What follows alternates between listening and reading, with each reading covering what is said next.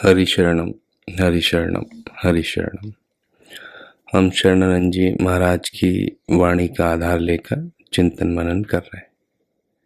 अभी तक मुख्यतः से हमने जो भूलों की चर्चा की, उसी को ये मूल भूलों को स्वामी जी असत के नाम से कहते हैं।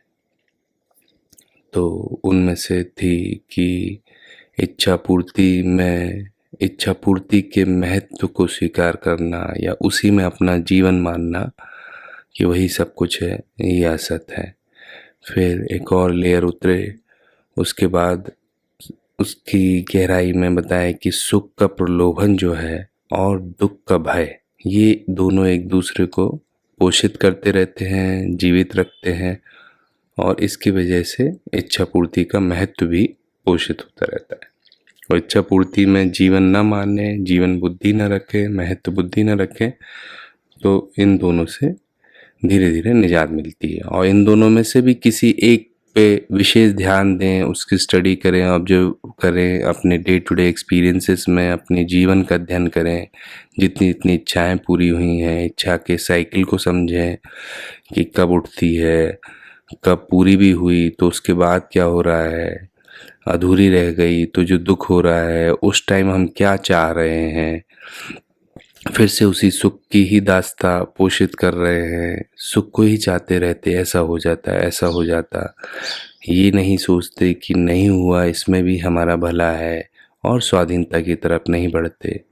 और मान लो इन सब फंदों से निकलते निकलते, समझते समझते, कुछ संतों की कृपा से, मतलब उनके वचनों के प्रभाव से, उनको जीवन में उतारने से हमने समझा भी, तो इच्छा रूपी पहाड़ को पार किया, तो एक जो पूर्ति होती थी तब फंसते थे, अपूर्ति होती थी जो दुख होता था उससे भी ऊपर उठे, उससे बचे।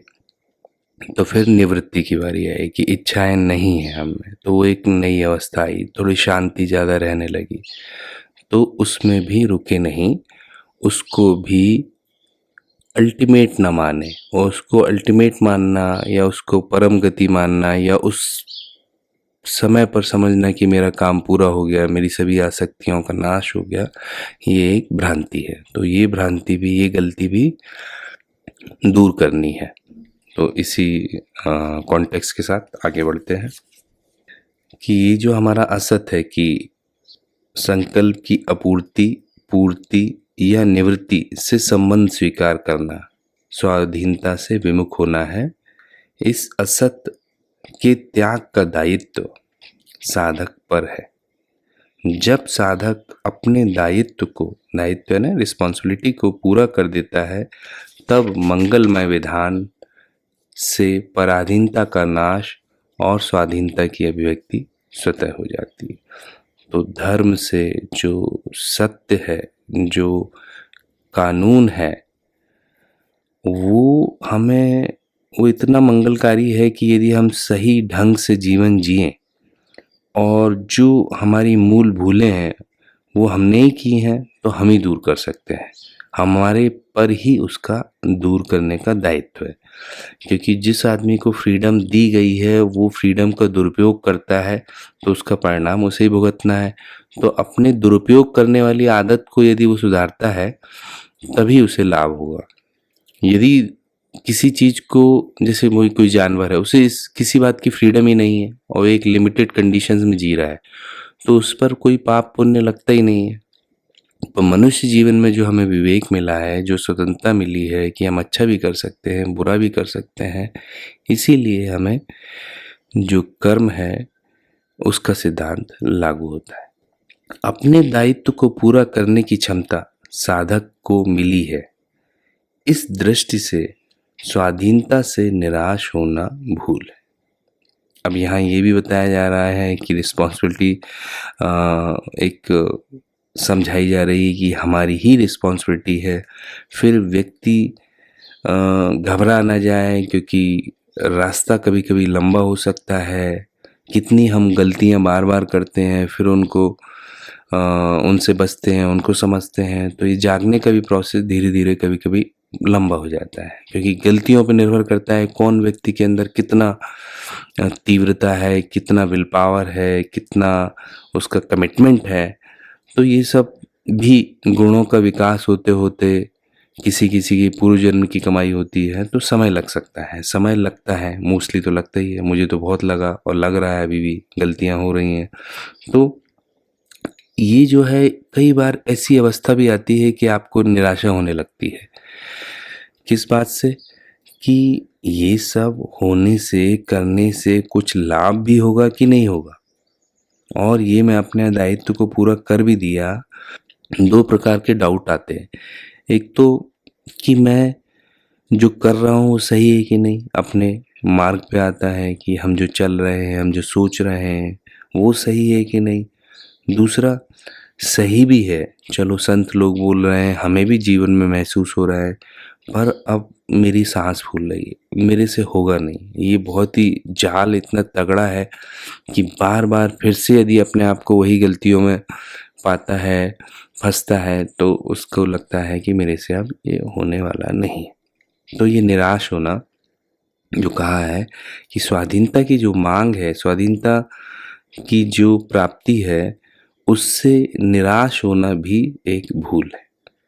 क्योंकि स्वाधीनता हमारे जीवन का एक मुख्य अंग है, लक्ष्य है, और इसे हमारा ही दायित्व, हम पर ही इसका दायित्व है और हम पा सकते हैं। तो यदि हम उससे निराश हो जाएं, ये भी एक हमारे अंदर असत का संग है। असत का संग यानी जो संसार की आसक्ति है, उसका ही एक प्रभाव है कि ऐसा हमसे सुचवा देता है, ऐसा हमसे मनवा देता है ओवर द पीरियड, कि हमसे छोड़ा नहीं जा रहा है। हमसे ऐसा जो गलत आदतें पड़ गई हैं, वो उनसे हम छूट नहीं सकते। ये उनकी आसक्ति का एक प्रभाव है जो चित्त में जमा है। वो प्रभाव थोड़ा थोड़ा छटे तो खूब आशा जाग सकती है, और संभव है। वो नकली है, वो एक टाइप से आर्टिफिशियल इंटेलिजेंस का काम है, और रियल इंटेलिजेंस भीतर है। वो मैकेनिकल है पूरा, जो संस्कार पड़ गए हैं और उनके प्रभाव से विचार उठ रहा है, और हम अलग ढंग से सोचे, स्वतंत्रता से सोचे, तो ये समझ में आएगा कि ये हम जब चाहें, जो चाहें वो छोड़ सकते हैं, क्योंकि हमने ही पकड़ा है। समय लग सकता है, कठिनाई हो सकती है, पर निराशा का कोई स्थान नहीं है। तो उसका त्याग वर्तमान की वस्तु है।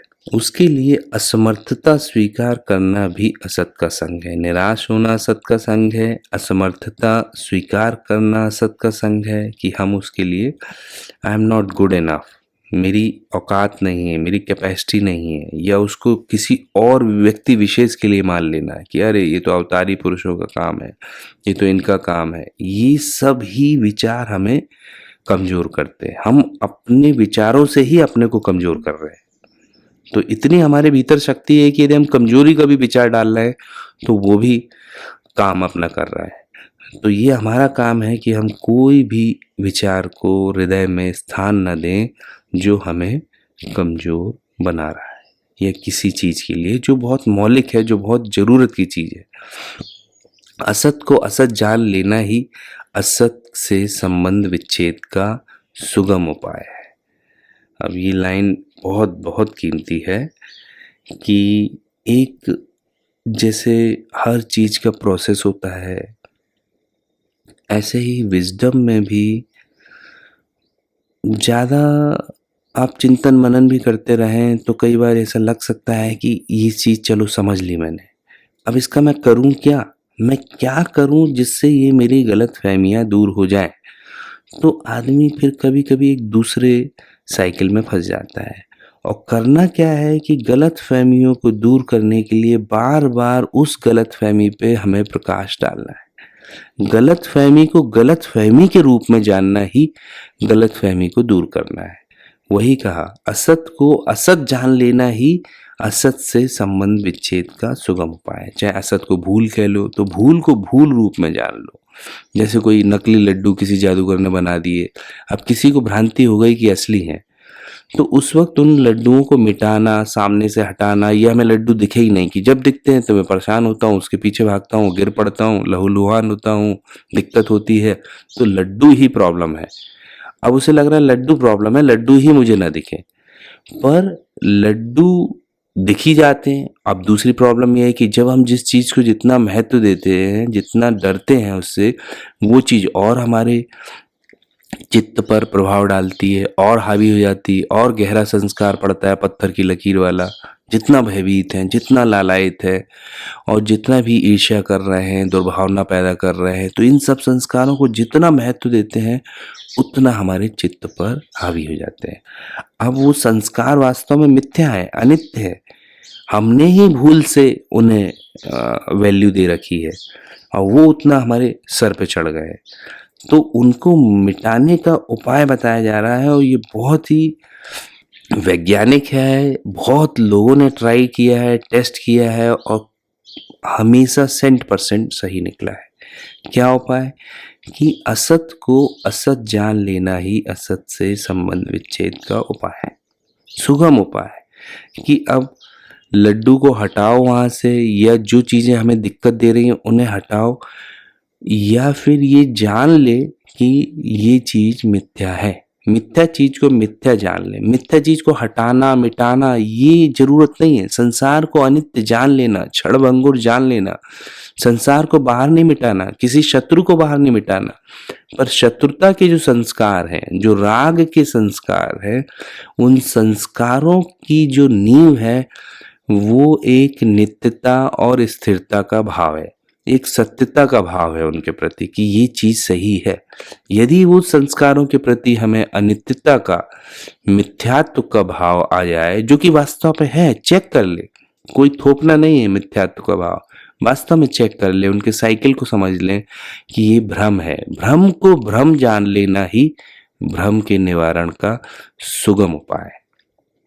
और भ्रम को सच समझ रहे हैं तो चाहे भ्रम को हटाओ मिटाओ, थोड़ी देर के लिए हट भी जाए, रिप्लेस कर दो, किसी बात में डाइवर्ट कर दो, लेकिन उसका प्रभाव बना रहता है।